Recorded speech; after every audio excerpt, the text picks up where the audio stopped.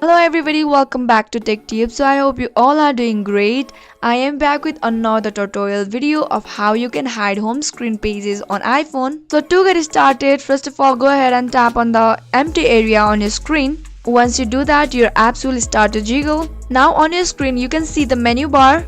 Go ahead and tap on it. So there you can see the tick mark on the below side of the screen on the both side. It means that this application is shown on your home page.